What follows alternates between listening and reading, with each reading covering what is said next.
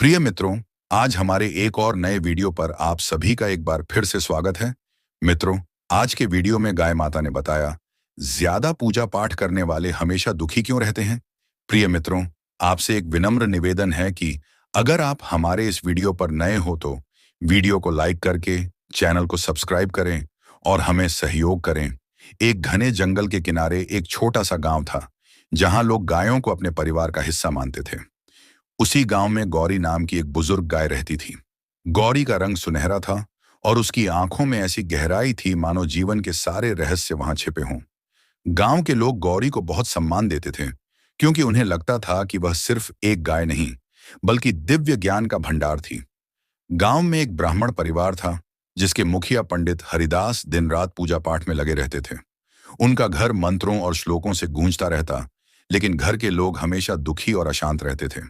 उनकी पत्नी अक्सर कहती, इतनी पूजा करने के बाद भी हमारे जीवन में शांति क्यों नहीं है। एक दिन पंडित हरिदास ने अपने प्रश्न का उत्तर खोजने के लिए गौरी से बात करने का निश्चय किया। वह गौरी के पास गए, जो एक पुराने पीपल के पेड़ के नीचे बैठी थी।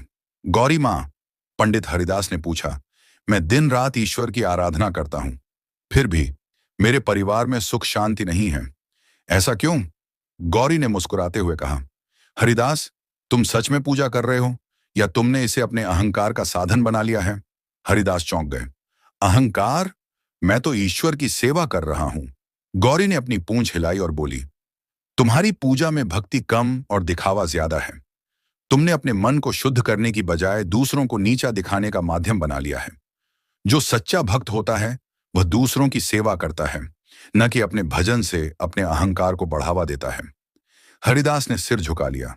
गौरी ने आगे कहा, पूजा पाठ का असली उद्देश्य यह नहीं है कि तुम ईश्वर को प्रसन्न करो, बल्कि यह है कि तुम अपने भीतर के ईश्वर को पहचानो। और यह पहचान तब तक नहीं हो सकती जब तक तुम अपने मन में दूसरों के प्रति प्रेम, दया और करुणा न जगाओ। तभी वहां से एक किसान गुजरा, जो भूखा लग रहा था। गौरी ने उसकी ओर इशारा करते हुए कहा, हरिदास, अगर तुम इस किसान को भोजन करा दो तो यह भी एक पूजा है। ईश्वर तुम्हारे कर्मों में है, न कि केवल तुम्हारे शब्दों में। हरिदास ने कुछ देर सोचा और किसान को अपने घर ले जाकर भोजन कराया। उसके बाद उसने गौरी से कहा, तुम सच कहती हो गौरी माँ, पूजा का असली अर्थ मैंने आज समझा, लेकिन क्या यह काफी है?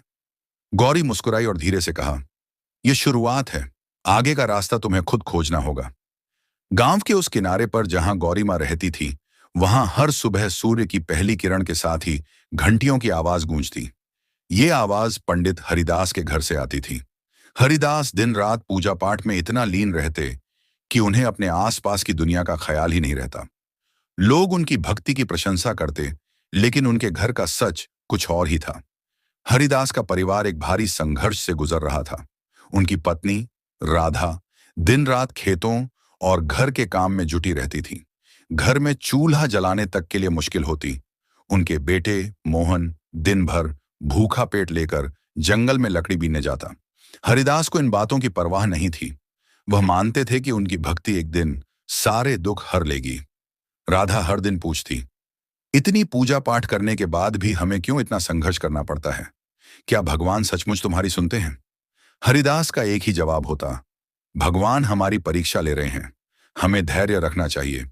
एक बार गांव में भयंकर अकाल पड़ा। खेत सूख गए, कुएं खाली हो गए, लोग एक एक दाने को तरसने लगे। हरिदास का परिवार भी इस संकट में बुरी तरह फंस गया। राधा ने हार कर कहा, अब तो कुछ करो, पूजा पाठ से पेट नहीं भरता। लेकिन हरिदास ने इसे भगवान का इशारा समझा और अपनी साधना और कठोर कर दी। गांव के लोग भी अब हरिदास से नाराज होने लगे थे। एक दिन गांव के मुखिया ने आकर कहा, पंडित जी, आप इतने बड़े ज्ञानी हैं, कृपा करके हमारे लिए भगवान से प्रार्थना कीजिए कि बारिश हो जाए। हरिदास ने बड़ी गंभीरता से कहा, यह सब हमारे कर्मों का फल है, हमें प्रायश्चित करना होगा। गांव वालों ने क्रोध में कहा, आपके कर्मों का क्या फल है पंडित जी? आप तो दिन रात पूजा में लगे रहते हैं। अगर आपकी भक्ति सच्ची है तो हमारे दुख क्यों खत्म नहीं होते? हरिदास को पहली बार अपनी भक्ति पर सवाल उठता दिखा, लेकिन उन्होंने अपने मन को समझाया कि यह सब भगवान की लीला है। अकाल के तीसरे महीने में राधा बीमार पड़ गई। घर में दवा और खाना तो दूर, पानी भी मुश्किल से मिलता। मोहन हर दिन जंगल में भटक कर कुछ जंगली फल लाता, लेकिन वह भी अब कमजोर पड़ गया था। हरिदास का हृदय भीतर से टूटने लगा, लेकिन उन्होंने इसे अपनी परीक्षा मानकर और ज्यादा पूजा करनी शुरू कर दी। एक दिन जब हरिदास जंगल के पास से गुजर रहे थे, उन्होंने गौरी को देखा। गौरी माँ वहां शांत खड़ी थी, जैसे वह हरिदास का इंतजार कर रही हो। हरिदास ने गौरी के पास जाकर कहा, गौरी माँ, मेरी भक्ति पर लोगों को शक होने लगा है। मैं दिन रात पूजा करता हूँ, फिर भी मेरे परिवार और गांव को इतनी तकलीफ क्यों? गौरी ने गहरी सांस ली और बोली, हरिदास, भक्ति का मतलब भगवान को पुकारना नहीं है। भक्ति का मतलब है भगवान के रूप में हर जीव को देखना। जब तुम्हारा बेटा भूखा था, जब तुम्हारी पत्नी बीमार थी और जब गांव वाले परेशान थे, तब तुमने क्या किया? हरिदास चुप हो गए। उनकी आंखों से आंसू गिरने लगे। उन्होंने कहा, लेकिन गौरी मां, मैं तो भगवान के लिए सब कर रहा हूं। गौरी ने गंभीरता से कहा, तुम भगवान के लिए नहीं, अपने अहंकार के लिए कर रहे हो। सच्चा भक्त वही है जो दूसरों के दुख को अपना समझे। तुम्हारी भक्ति तभी सच्ची होगी जब तुम्हारे कर्म लोगों के लिए होंगे। पूजा से पहले तुम्हें जीवन की पूजा करनी होगी। हरिदास को अब एहसास होने लगा था कि वह किस राह पर थे, लेकिन क्या वह अपनी गलतियों को सुधार पाएगा? क्या अकाल के इस भयंकर दौर में वह अपने परिवार और गांव की मदद करने के लिए कुछ कर पाएगा? गांव में सूखा लगातार अपनी पकड़ मजबूत करता जा रहा था।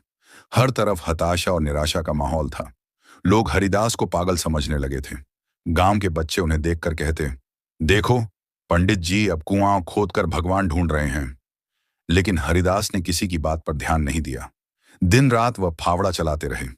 उनके हाथों में गहरे छाले पड़ गए थे, खून रिसने लगा था और उनकी कमर झुक चुकी थी। हर रोज सूरज की तपिश में वह कुएं की मिट्टी निकालते। राधा दूर खड़ी देखती, लेकिन अब वह उनके करीब भी नहीं जाती थी। उसने एक दिन गुस्से में कहा, हरिदास, तुम्हारा यह जुनून हमें मार डालेगा। अगर कुछ करना होता तो वह अब तक कर चुके होते। हरिदास ने धीरे से कहा, राधा, मैंने सारा जीवन सिर्फ पूजा की है, लेकिन अब समझा हूं कि असली भक्ति कर्म में है। यह कुआं न केवल गांव वालों के लिए पानी लाएगा, बल्कि मेरे भीतर के भगवान को भी जगा देगा। गांव में हालात इतने खराब हो चुके थे कि लोग अपने मवेशी बेचने लगे। कई परिवार गांव छोड़कर दूसरे इलाकों में जाने लगे। राधा ने भी हरिदास से कहा, हमें भी यहां से चले जाना चाहिए। यह कुआं कभी पूरा नहीं होगा। हम सब भूख से मर जाएंगे। लेकिन हरिदास ने ठान लिया था कि वह तब तक नहीं रुकेंगे जब तक पानी न निकल आए। उनका बेटा मोहन अब पिता से नफरत करने लगा था। उसने एक दिन गुस्से में कहा, पिताजी, आपकी इस भक्ति ने हमें बर्बाद कर दिया। अगर भगवान वाकई होते तो वे मेरी मां को रोते हुए कभी न देखते। यह सुनकर हरिदास के आंसू निकल आए। उन्होंने मोहन को गले लगाने की कोशिश की, लेकिन मोहन गुस्से में वहां से चला गया। अगली सुबह गांव में एक नई मुसीबत आई। पास के जंगल में आग लग गई। उस आग ने पूरे गांव को खतरे में डाल दिया। गांव वालों ने आग बुझाने की कोशिश की, लेकिन पानी न होने की वजह से आग बढ़ती जा रही थी। तभी मुखिया ने हरिदास से कहा, पंडित जी, आपका कुआं कहाँ है? क्या वह हमें बचा पाएगा? हरिदास ने खुद से सवाल किया, क्या मैं सचमुच असफल हो गया हूं? क्या मेरी भक्ति व्यर्थ है? लेकिन फिर उन्होंने फावड़ा उठाया और गांव वालों से कहा, अगर हम सब मिलकर प्रयास करें तो यह कुआं आज पूरा हो सकता है। भगवान की कृपा तब मिलती है जब हम सब साथ काम करें। गांव वाले, जो अब तक उनका मजाक उड़ाते थे, इस बार उनकी बात सुनने को तैयार हो गए। उन्होंने पूरे गांव को इकट्ठा किया और सभी ने मिलकर उस अधूरे कुएं को खोदना शुरू किया। यह संघर्ष केवल मिट्टी निकालने का नहीं था, यह उनके जीवन और मृत्यु के बीच की लड़ाई बन चुकी थी। दिन भर की कड़ी मेहनत के बाद आखिरकार कुएं से पानी की पहली बूंद निकली। वह बूंद किसी अमृत से कम नहीं थी। गांव वालों ने खुशी से नारे लगाए और हरिदास ने पहली बार महसूस किया कि उनकी भक्ति ने आखिरकार अर्थ पाया है। लेकिन संघर्ष यहीं खत्म नहीं हुआ। जंगल की आग अभी भी गांव की ओर बढ़ रही थी। क्या यह पानी गांव को बचाने के लिए काफी होगा? क्या हरिदास और गांव वाले अपनी मेहनत और एकता से इस संकट से उबर पाएंगे? कुएं से पानी की पहली बूंद देखकर गांव में खुशी की लहर दौड़ गई, लेकिन यह खुशी पल भर की थी। पानी निकालने के लिए उन्हें और मेहनत करनी थी और जंगल की आग तेजी से गांव की ओर बढ़ रही थी। हरिदास, जो अब तक अकेले अपने संघर्ष में डूबा था, पहली बार गांव वालों के साथ खड़ा था। मुखिया ने चिल्लाकर कहा, पानी निकालने के लिए हमें और गहराई तक जाना होगा। अगर हम जल्द ही आग बुझाने के लिए पानी नहीं निकाल पाए तो हमारा गांव राख हो जाएगा। ये सुनते ही गांव के बच्चे, महिलाएं और बूढ़े सभी मिट्टी निकालने और पानी खींचने में लग गए। हर कोई एकजुट था, लेकिन संघर्ष बहुत बड़ा था। राधा, जो अब तक हरिदास की पूजा और मेहनत का विरोध करती आई थी, खुद अपने बेटे मोहन के साथ पानी खींचने के काम में लग गई। मोहन, जो अपने पिता से नाराज था, अब उनके पास आकर बोला, पिताजी, मुझे माफ कर दो। मैं आपकी मेहनत को नहीं समझ पाया। बताइए, मैं कैसे मदद करूं? हरिदास की आंखों में आंसू आ गए, लेकिन उन्होंने अपने आंसुओं को छिपाते हुए कहा, बेटा, ईश्वर हमारी परीक्षा ले रहे हैं, हमें हार नहीं माननी है। गांव वालों की मेहनत रंग लाने लगी। कुएं से अब लगातार पानी निकलने लगा, लेकिन मुश्किलें खत्म होने का नाम नहीं ले रही थीं। जंगल की आग अब गांव की सीमा तक पहुंच चुकी थी। धुआं पूरे गांव में भर गया था। सांस लेना मुश्किल हो रहा था। छोटे बच्चे और बुजुर्ग बेहोश होने लगे। लोग डर से अपने घर छोड़ने की सोचने लगे।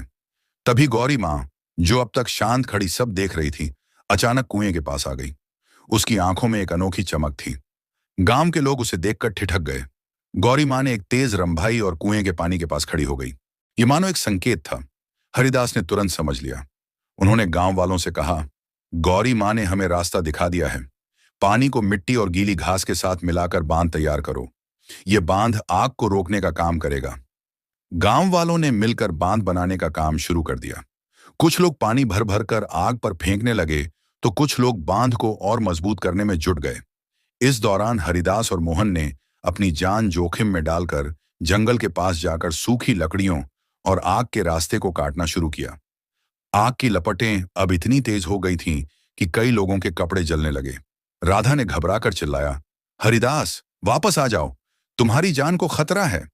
लेकिन हरिदास ने अपने बेटे मोहन की ओर देखते हुए कहा, अगर आज हमने हार मान ली तो हमारी पीढ़ियां इस गांव को याद नहीं रखेंगी। आज हमारी भक्ति, हमारा कर्म, हमारी एकता की परीक्षा है। आखिरकार गांव वालों की कड़ी मेहनत रंग लाई। बांध ने आग की लपटों को रोक दिया। पानी और मिट्टी के मिश्रण से आग धीमी पड़ने लगी। घंटों की मेहनत के बाद आग बुझ गई। गांव वालों ने थकान भरे चेहरे और आंसुओं से भरी आंखों के साथ एक दूसरे को देखा। लेकिन यह सब आसान नहीं था। आग ने गांव के कुछ हिस्सों को तबाह कर दिया था। कई लोग घायल हुए थे। हरिदास का शरीर जलने की वजह से कमजोर हो चुका था, लेकिन उनके चेहरे पर एक संतोष था। उन्होंने गांव वालों से कहा, आज मैंने समझा कि सच्ची भक्ति क्या होती है। ईश्वर सिर्फ मंदिरों में नहीं, हमारी एकता और कर्म में भी बसते हैं। गौरी माँ धीरे धीरे उनके पास आई और अपनी बड़ी बड़ी आंखों से हरिदास को देखा। ऐसा लग रहा था जैसे वह कहना चाह रही हो, अब तुमने अपनी परीक्षा पास कर ली है। लेकिन संघर्ष अभी खत्म नहीं हुआ था। आग तो बुझ गई थी, लेकिन गांव में अब भी भोजन, पानी और जीविका का संकट था। क्या हरिदास और गांव वाले मिलकर इस नई चुनौती का सामना कर पाएंगे? क्या यह संघर्ष उनके जीवन को और कठिन बना देगा, या उनकी एकता उन्हें हर मुश्किल से पार ले जाएगी? आग बुझ चुकी थी, लेकिन उसके बाद जो बचा था वह था राख, उजड़े हुए खेत और घरों के जलने की दुर्गंध। गांव के लोग थकान से चूर थे, लेकिन उनकी आंखों में डर और अनिश्चितता थी। पानी के इस नए कुएं ने उन्हें आग से बचाया था, लेकिन भूख और बीमारी का संकट अब भी मंडरा रहा था।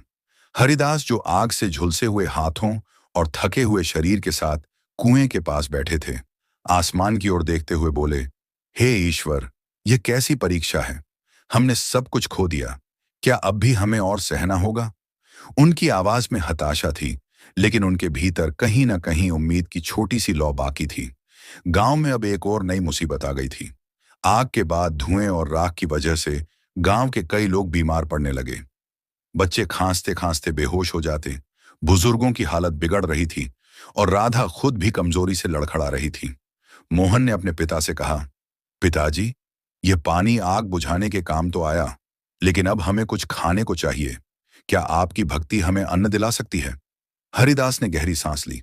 वह अब समझ चुके थे कि केवल प्रार्थना से कुछ नहीं होगा, उन्हें कुछ ठोस करना होगा। उन्होंने गांव वालों को इकट्ठा किया और कहा, भाइयों, यह समय हार मानने का नहीं है। अगर हम सब मिलकर मेहनत करें तो इस बंजर जमीन को फिर से उपजाऊ बना सकते हैं, लेकिन इसके लिए हमें एकजुट होना होगा। गांव वालों ने उनकी बात मानी, लेकिन समस्या यह थी कि बीज कहां से लाए जाए। हरिदास ने सोचा कि उन्हें पड़ोस के गांवों में मदद मांगने जाना होगा।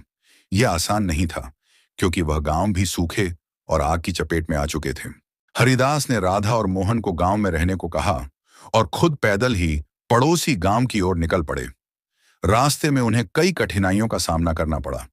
उनके पैर पत्थरों से छिल गए। जंगल में भूख और प्यास से उनकी हालत बिगड़ने लगी।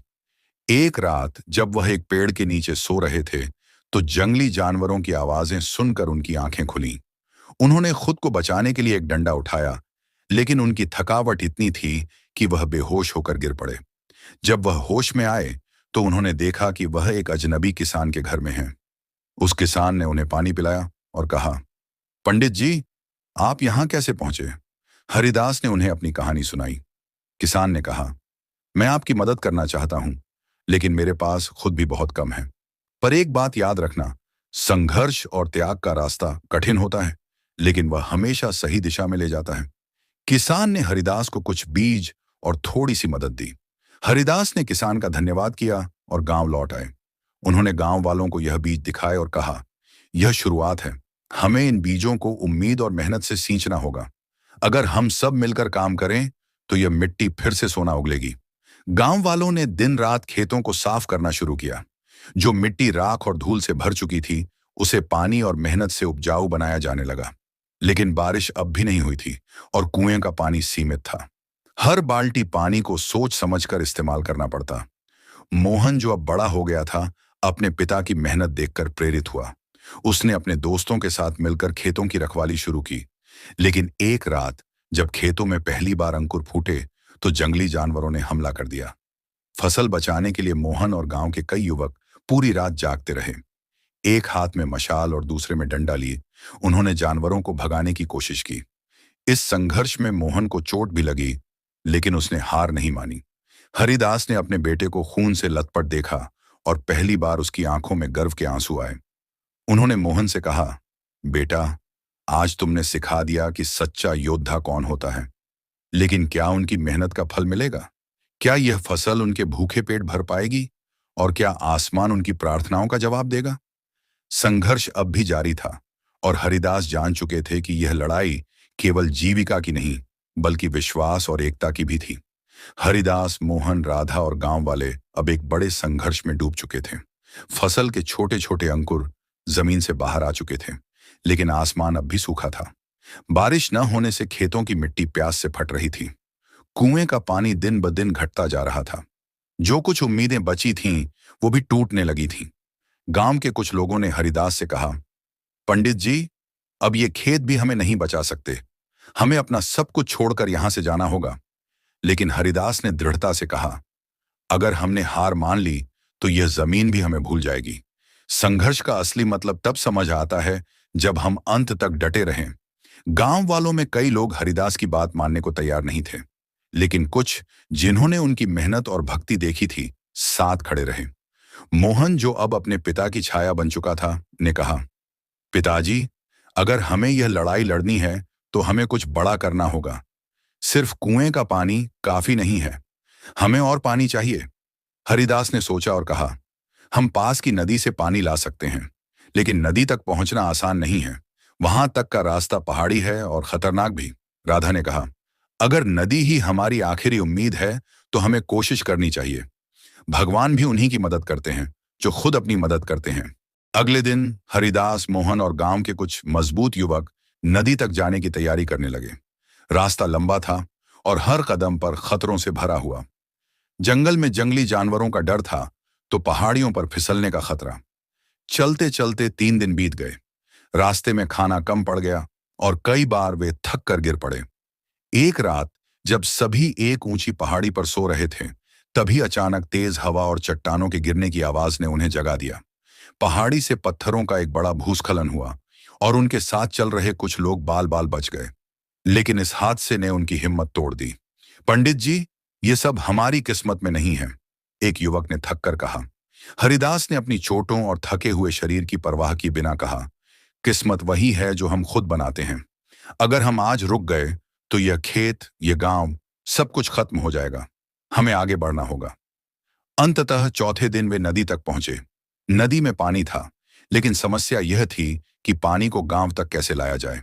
बिना साधन के ये काम नामुमकिन सा लग रहा था। हरिदास ने नदी के पास बैठकर प्रार्थना की। उनकी आंखों से आंसू बहने लगे। उन्होंने आसमान की ओर देखते हुए कहा, हे ईश्वर, अगर हमारी मेहनत सच्ची है तो हमें रास्ता दिखाइए। उसी समय मोहन ने एक उपाय सुझाया। उसने कहा, पिताजी, अगर हम बांस और रस्सियों का इस्तेमाल करें तो पानी को एक छोटे नाले के सहारे गांव तक पहुंचाया जा सकता है। हरिदास को यह सुझाव समझ में आया। गांव से बांस और रस्सियों को लाने के लिए एक दल वापस गया। कई दिन और रातों की मेहनत के बाद उन्होंने एक अस्थायी जल प्रणाली बनाई। यह आसान नहीं था। नाला बनाने के दौरान कई बार बांस टूट गए, रस्सियां कमजोर पड़ गईं और लोगों की उम्मीदें डगमगाने लगीं। लेकिन हरिदास की दृढ़ता और मोहन की ऊर्जा ने उन्हें हारने नहीं दिया। आखिरकार जब पानी का पहला झरना गांव की सूखी मिट्टी तक पहुंचा तो हर कोई खुशी से झूम उठा। गांव के खेतों में नई जान आ गई। पौधों ने हरियाली ओढ़ ली।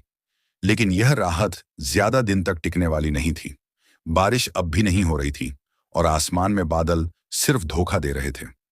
खेतों को बचाने के लिए अब हर बूंद पानी का सही इस्तेमाल करना जरूरी था। साथ ही नदी से लगातार पानी लाने का काम गांव वालों की कमर तोड़ रहा था। फिर एक रात जब सभी सो रहे थे, अचानक बादलों की गड़गड़ाहट सुनाई दी। गांव में हलचल मच गई। हर कोई आसमान की ओर देख रहा था। लेकिन यह बादल बरसेंगे या नहीं, यह अब भी एक सवाल था। हरिदास, जो गांव के बीच खड़े थे, एक बार फिर प्रार्थना में डूब गए। क्या बारिश होगी? क्या यह संघर्ष आखिरकार गांव की जीत में बदल पाएगा, या फिर प्रकृति एक और परीक्षा लेकर आएगी? बादलों की गड़गड़ाहट के बाद भी बारिश नहीं हुई। गांव वालों की आंखों में इंतजार और निराशा के मिले जुले भाव थे। हरिदास ने आसमान की ओर देखते हुए कहा, यह प्रकृति हमें फिर से आजमा रही है। शायद यह हमारी आखिरी परीक्षा हो। हमें अभी भी हार नहीं माननी चाहिए। लेकिन गांव वालों की हिम्मत अब जवाब देने लगी थी। राधा ने हरिदास से कहा, अब और कितनी परीक्षाएं बाकी हैं? हमने सब कुछ खो दिया है। ये खेत हरे हो गए हैं, लेकिन बिना बारिश के ये भी जल्द ही सूख जाएंगे।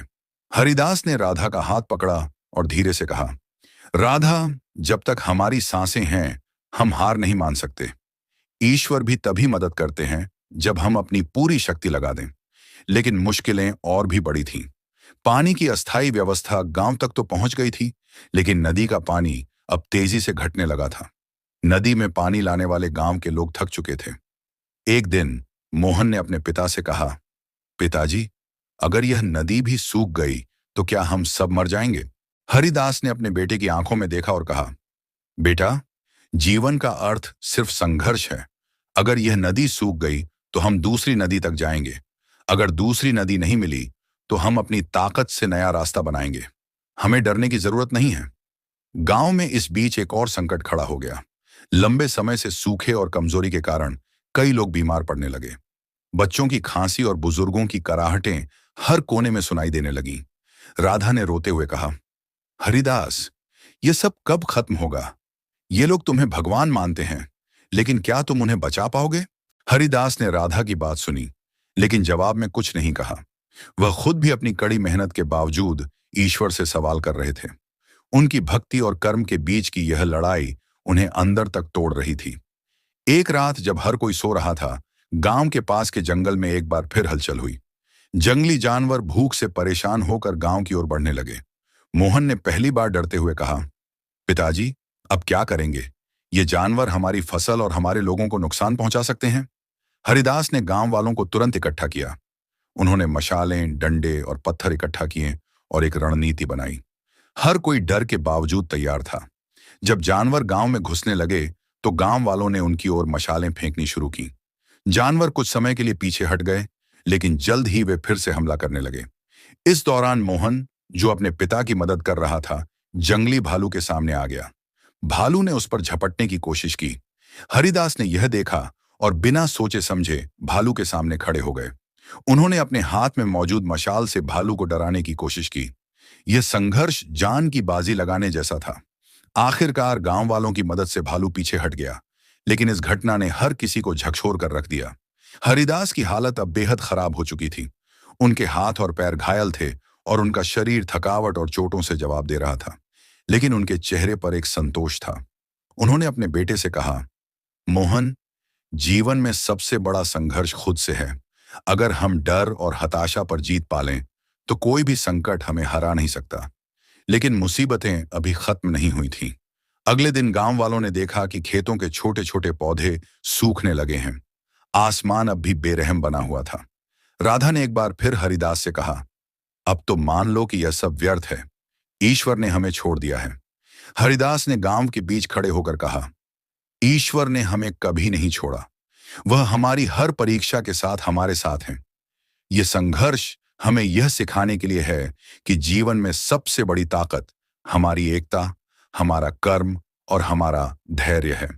गांव वालों ने उनकी बात सुनी, लेकिन उनके चेहरों पर निराशा साफ झलक रही थी। और तभी आसमान में अचानक बादल घिरने लगे। तेज हवाओं ने गांव में हलचल मचा दी। हर कोई खुले मैदान में आकर आसमान की ओर देखने लगा। क्या यह वही बारिश होगी जिसका वे इतने दिनों से इंतजार कर रहे थे? बादलों की गड़गड़ाहट तेज हो गई, लेकिन पानी की पहली बूंद अब भी नहीं गिरी। क्या यह एक और धोखा था, या फिर प्रकृति ने आखिरकार उनके संघर्ष का जवाब देने का फैसला कर लिया था? आसमान पर काले बादलों की गड़गड़ाहट बढ़ रही थी। गांव के लोग खुले मैदान में खड़े होकर उस पहली बारिश की बूंद का इंतजार कर रहे थे। लेकिन बादलों का गर्जना बढ़ता ही जा रहा था और बारिश का नामो निशान नहीं था। हवा इतनी तेज थी कि पेड़ों की शाखाएं टूटकर गिरने लगीं। हरिदास, जिनकी हालत पहले से ही खराब थी, अपनी कमजोरी को छुपाते हुए गांव वालों को शांत करने की कोशिश कर रहे थे। उन्होंने चिल्लाकर कहा, धैर्य रखो, यह बारिश जरूर होगी। ईश्वर हमें इस बार निराश नहीं करेंगे। लेकिन उनके शब्दों में आत्मविश्वास कम और बेबसी अधिक थी। तभी तेज हवाओं ने गांव के झोपड़ों को झकझोरना शुरू कर दिया। सूखे और जले हुए खेतों के पास खड़ी कमजोर मिट्टी उड़ने लगी और ऐसा लगा मानो पूरा गांव धूल और अंधेरे में घिर गया हो। यह बारिश के आने से पहले का तूफान था, लेकिन गांव के लोग इसे सहन करने की हालत में नहीं थे। मोहन ने अपने पिता की ओर देखा और कहा, पिताजी, ये क्या हो रहा है? क्या बारिश की जगह यह तूफान हमारी आखिरी उम्मीद भी खत्म कर देगा? हरिदास ने गहरी सांस ली और कहा, मोहन, याद रखो कि हर तूफान के बाद शांति आती है। हमें इस तूफान का सामना करना होगा, चाहे कुछ भी हो जाए। तूफान तेज होता गया। कई लोग अपने घरों में छिप गए, जबकि कुछ ने हरिदास के साथ मिलकर खेतों को बचाने की कोशिश की। झोपड़ों की छतें उड़ने लगीं, फसल के नाजुक अंकुर मिट्टी के साथ बहने लगे। हरिदास और मोहन ने खेतों के चारों ओर बांध की मरम्मत करने की कोशिश की, लेकिन हवा इतनी तेज थी कि हर बार उनके प्रयास विफल हो जाते। राधा, जो अब तक चुपचाप सब देख रही थी, दौड़कर हरिदास के पास आई और चिल्लाई, अब बस करो, ये सब बेकार है। ये तूफान हमारे गांव को खत्म कर देगा। हरिदास ने उसकी ओर देखा, लेकिन कुछ नहीं कहा। वह चुपचाप उस मिट्टी को वापस बांध में भरने लगे, जो हर झोंके में बाहर उड़ रही थी। अचानक एक और विपत्ति ने दस्तक दी। तूफान की तेजी से कुएं की दीवारें भी हिलने लगीं। गांव वालों ने देखा कि कुएं का पानी अब गंदा और उफनता हुआ ऊपर आ रहा है। अगर यह कुआं टूट जाता तो यह गांव की आखिरी बची पानी की व्यवस्था भी खत्म हो जाती। हरिदास ने कुएं की ओर दौड़ लगाई। मोहन और गांव के कुछ अन्य युवक भी उनके साथ आ गए। उन्होंने टूटती दीवारों को मजबूत करने के लिए पत्थर और लकड़ी डालनी शुरू की, लेकिन यह आसान नहीं था। हर पत्थर उठाने पर उनकी उंगलियां छिल जाती और हवा के झोंके उन्हें हर बार पीछे धकेल देते। तूफान के बीच मोहन ने अपने पिता से कहा, पिताजी, ये सब क्यों हो रहा है? क्या हमारी भक्ति और मेहनत का कोई मतलब नहीं है? हरिदास ने जवाब दिया, बेटा, कभी कभी प्रकृति हमें यह दिखाती है कि जीवन में सच्ची भक्ति सिर्फ प्रार्थना नहीं, बल्कि साहस और संघर्ष है। गांव के लोग, जो अब तक हार मानने की कगार पर थे, हरिदास और मोहन को देखकर फिर से जुट गए। उन्होंने मिलकर कुएं को बचाने की कोशिश की, लेकिन तभी एक जोरदार आवाज हुई। कुएं की एक दीवार टूट गई और पानी तेजी से बाहर निकलने लगा। यह देखकर गांव वालों की हिम्मत टूट गई। कई लोग रोने लगे। राधा चिल्लाई, ये सब खत्म हो गया है, हमारे पास अब कुछ नहीं बचा। हरिदास घुटनों के बल बैठ गए। उनकी आंखों से आंसू बहने लगे। उन्होंने आसमान की ओर देखा और चिल्लाए, हे भगवान, ये किस परीक्षा का अंत है? अगर हमारी मेहनत व्यर्थ है तो हमें भी खत्म कर दो। लेकिन तभी एक चमत्कार हुआ। बारिश की पहली बूंद हरिदास के माथे पर गिरी। उन्होंने धीरे से अपनी आंखें खोलीं। फिर दूसरी बूंद, तीसरी बूंद, और देखते ही देखते मूसलाधार बारिश शुरू हो गई। गांव वालों ने एक दूसरे को देखा और उनकी आंखों में उम्मीद का उजाला लौट आया। लोग खुले आसमान के नीचे नाचने लगे। फसलें, जो अब तक सूखी और कमजोर लग रही थीं, अचानक ताजगी से भरने लगीं। लेकिन इस बारिश के साथ एक और संघर्ष आया। टूटे कुएं और उफनते पानी ने गांव के कई हिस्सों को डुबोना शुरू कर दिया। अब गांव वालों को यह तय करना था कि वे इस बाढ़ जैसी स्थिति से कैसे बचें। क्या गांव वालों की यह जीत स्थायी होगी या प्रकृति ने उनके सामने एक और परीक्षा रख दी है? हरिदास, मोहन और बाकी गांव वाले अब किस तरह इस नई मुसीबत का सामना करेंगे? बारिश ने जैसे ही अपनी पूरी ताकत से गिरना शुरू किया, गांव वाले खुशी से झूम उठे थे। लेकिन यह खुशी ज्यादा देर नहीं टिक पाई। चूंकि पानी की बूंदें अब सिर्फ खेतों में नहीं, बल्कि गांव के रास्तों और घरों में भी फैलने लगी थीं, हरिदास और मोहन को पता था कि यह एक और बड़ी मुसीबत का संकेत है। कुएं से पानी का बहाव पहले ही कई घरों को डुबो चुका था और अब बारिश की तेजी ने गांव की गलियों में बाढ़ जैसा माहौल बना दिया था। हरिदास ने गांव वालों को एकजुट करने की कोशिश की। हमारे पास एकमात्र रास्ता यही है कि हम मिलकर इस बाढ़ का मुकाबला करें। यह सिर्फ पानी का खेल नहीं है, यह हमारी एकजुटता का भी परीक्षण है। अगर हम हार मानते हैं तो सब कुछ खत्म हो जाएगा। हमें जमीन बचानी है, घर बचाने हैं और सबसे बढ़कर हमें अपनी उम्मीद नहीं खोनी है। लेकिन गांव वालों के चेहरों पर डर था। वे जानते थे कि यह संघर्ष अब पहले से कहीं अधिक कठिन होगा। राधा, जो अब तक चुपचाप सब देख रही थी, दौड़ते हुए आई और बोली, पिताजी, अब क्या करेंगे? बाढ़ के पानी से बचने के लिए हमें सबसे पहले घरों की सुरक्षा करनी होगी। हरिदास ने सिर झुका लिया। राधा, घर तो बचेंगे, लेकिन अगर खेत बह गए तो हमारी मेहनत का क्या होगा? हमें जमीन से जुड़ने के लिए हर हाल में इस बाढ़ को थामना होगा। बाढ़ की तेजी अब बढ़ने लगी थी। गांव में कई जगह पानी घुसने लगा था। घरों की दीवारों में दरारें पड़ने लगीं और मिट्टी की छतें जंगली बहाव में उखड़ने लगीं। मोहन ने अपने पिता से कहा, पिताजी, बाढ़ से पहले घरों को बचाना जरूरी है। हम खेतों के बाद भी काम कर सकते हैं। लेकिन हरिदास ने मोहन के सुझाव को ठुकराते हुए कहा, नहीं मोहन, हमें सबसे पहले जमीन बचानी है। अगर जमीन नहीं रही तो हम कहीं के नहीं रहेंगे।